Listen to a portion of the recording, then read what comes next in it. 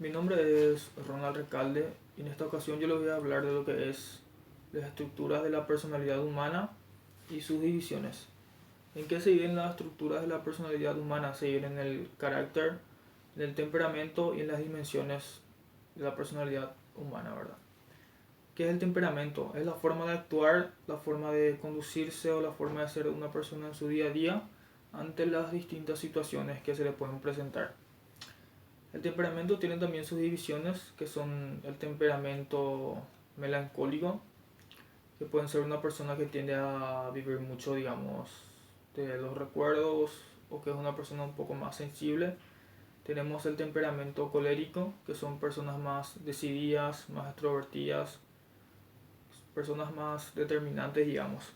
Tenemos también el temperamento flemático, que son personas más tranquilas, que se toman las cosas un poco más a la ligera. Tenemos el temperamento sanguíneo, que son personas que son más decididas, digamos, son personas más dispuestas a los cambios, personas que son más, un poco más aventureras, digamos. Después tenemos lo que es la definición del carácter, que el carácter es lo que le define de una forma determinante a cada persona, más allá de que todos somos semejantes. El carácter es, digamos, el rasgo definitivo de una persona. Pero todo el mundo puede ser semejante, pero cada uno tiene un carácter totalmente distinto a la otra persona. El carácter también tiene sus divisiones, las cuales son el carácter nervioso, que son personas que se toman las cosas más a pecho, son personas más contundentes, digamos. Tenemos el carácter apasionado, son personas que hacen las cosas de una forma muy seria y se toman el tiempo debido para realizar sus acciones. Tenemos el carácter sentimental, el carácter colérico y tenemos el carácter apático, que esos serían los distintos tipos de caracteres que pueden tener o que pueden desarrollar las personas. Después tenemos lo que son las dimensiones del ser humano, que son la dimensión física, la dimensión social, la dimensión cognitiva, la dimensión espiritual, la dimensión estética y la dimensión ética moral. Buenas noches, profesora. Mi nombre es Alejandra. Voy a estar hablando de la personalidad, su herencia, su medio ambiente, si se nace o se hace. ¿Hasta qué punto influye la genética? Cuando hablamos de algo que está codificado en los genes y es producto de la herencia, se menciona el concepto de heredabilidad de un determinado rasgo. La heredabilidad indica el porcentaje de variación en los rasgos de los individuos y se debe a causa genética. Según las investigaciones apuntan que la heredabilidad de la personalidad se sitúa en torno al 40 y 50%. Entonces, lo que debe quedar claro es que no tenemos la posibilidad de heredar el 50% de la personalidad de nuestros padres, ni que compartiremos el 50% de esa personalidad. Por lo tanto, lo que indica es, por ejemplo, si una persona es más creativa y la otra no lo es, esta diferencia es debido a la genética y, y en menor parte haber recibido influencias del ambiente tanto compartidas o no. Medio ambiente. La personalidad es potencial de acción y adaptación y como tal actúa y se actualiza en interacción con el medio. La personalidad no se desarrolla al vacío, sino que es producto de las circunstancias que rodean al individuo. Genética o crianza. Una de las discusiones más antiguas de la psicología es si se nace o se hace con el comportamiento humano, como la personalidad, los rasgos cognitivos, el temperamento, entre otros. Cada aspecto cuenta con un buen argumento, lo que ha hecho realmente difícil decidir si la personalidad está predispuesta en el ADN. En el otro extremo del espectro, ambientalistas con suposiciones básicas sostienen que al nacer la mente del ser humano es una pizarra en blanco y que la personalidad se llena gradualmente con las experiencias vividas en la infancia y en la adolescencia. Cordial saludo, mi nombre es Ada Orue. Estaremos hablando sobre una breve descripción de las características que moldean la personalidad y de las teorías de la personalidad. La dimensión biológica, la psicológica y la dimensión social forman y moldean la personalidad.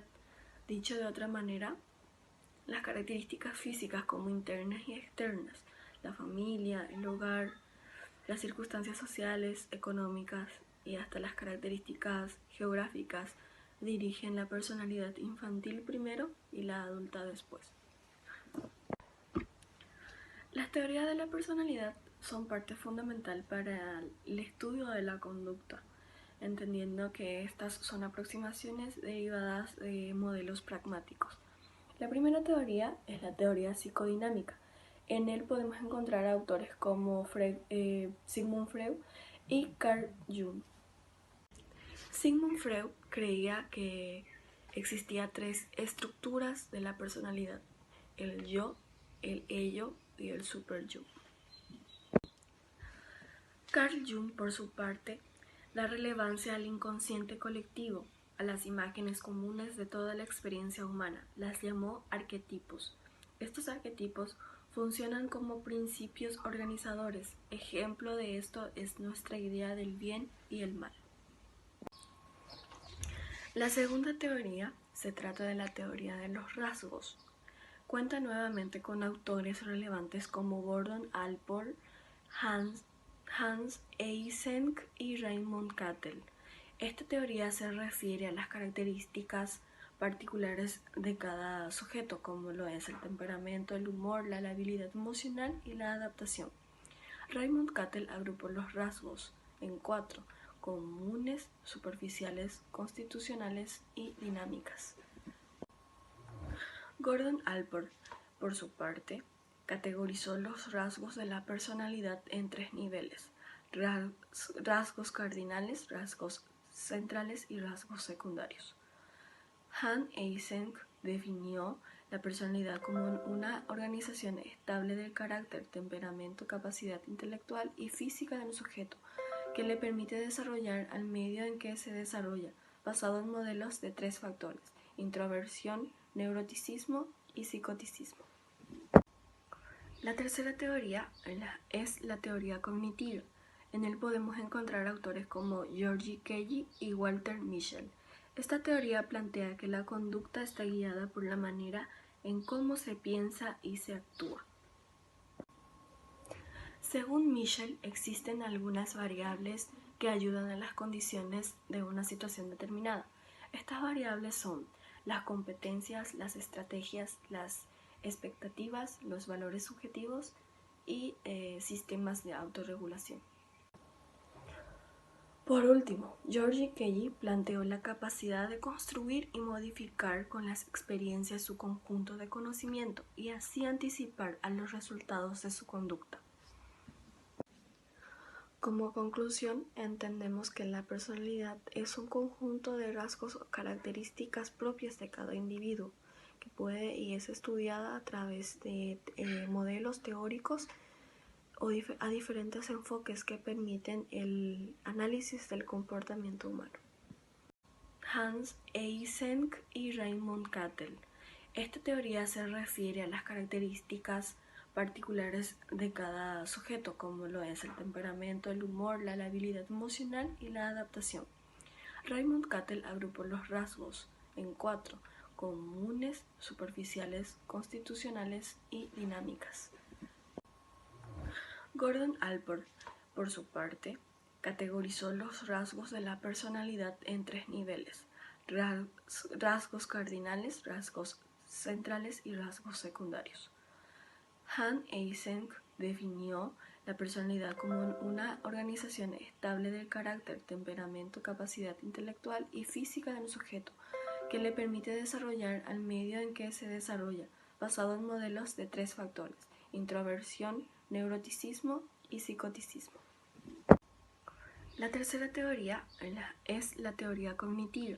En él podemos encontrar autores como George Kelly y Walter Mischel. Esta teoría plantea que la conducta está guiada por la manera en cómo se piensa y se actúa. Según Michel, existen algunas variables que ayudan a las condiciones de una situación determinada. Estas variables son las competencias, las estrategias, las expectativas, los valores subjetivos y sistemas de autorregulación. Por último, George Kelly planteó la capacidad de construir y modificar con las experiencias su conjunto de conocimiento y así anticipar a los resultados de su conducta. Como conclusión, entendemos que la personalidad es un conjunto de rasgos o características propias de cada individuo, que puede y es estudiada a través de modelos teóricos o a diferentes enfoques que permiten el análisis del comportamiento humano. Mi nombre es Cintia Fernández y me corresponde hablar sobre el modelo personalista. El modelo personalista nace en Europa de entreguerras a partir de 1918 a 1939. El modelo personalista pone la atención de la fundamentación moral en la persona, tomándola como centro de la historia y como fundadora de la sociedad. Se reconoce la dignidad de la persona por su esencia, no solamente por su capacidad de ejercer autonomía. La tradición personalista profundiza sus raíces en la misma razón del hombre y en el corazón de su libertad. Características del personalismo. Algunas de las características del modelo de personalista son: persona, que no es solamente un simple sinónimo de hombre, sino un modo concreto y específico de entender al ser humano.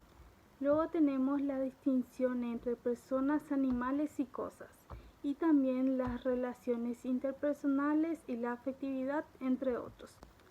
Para los estudiosos del modelo personalista, la característica más importante que tiene la persona es la capacidad de comunicarse con otras personas y, por tanto, la de realizarse a través de esta comunicación. De mi parte es todo y les doy la palabra a la compañera. Yo le estaré hablando sobre la psicología humanística de Carl Rogers. Carl Rogers fue un psicólogo norteamericano nacido en un suburbio cerca de Chicago. Es uno de los máximos representantes de la psicología humanística, corriente que dignifica y valora el esfuerzo de los individuos por desarrollar sus potenciales. Fue probablemente el psicólogo más influyente de la historia de los Estados Unidos. En sus primeros años no se ve interesado en el área de psicología, buscando una formación en historia.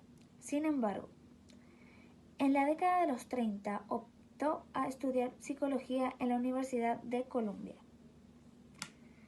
La teoría humanística de la personalidad de Carl Rogers enfatiza la importancia de la tendencia hacia la autorrealización de la formación del autoconcepto. Según Rogers, el potencial del individuo humano es único, se desarrolla de forma única, dependiendo de la personalidad de cada uno. De acuerdo a Carl Rogers, 1959, las personas quieren sentir, experimentar y comportarse de forma que son consistentes con la autoimagen.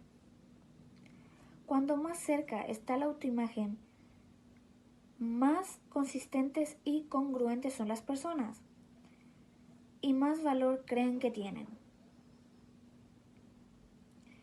Entre sus trabajos podemos encontrar los estudios cercanos en el paciente, un enfoque utilizado en la psicoterapia y en educación. De igual manera, creó el concepto de self a través de la descripción que le daban sus pacientes de sí mismo, desarrollando una teoría en la que el terapeuta es la herramienta principal del individuo para cambiar la perspectiva de su vida. El presente ensayo abordará sus principales aportaciones a la psicología, recopilando su filosofía personal y profesional, abordando el enfoque en la terapia.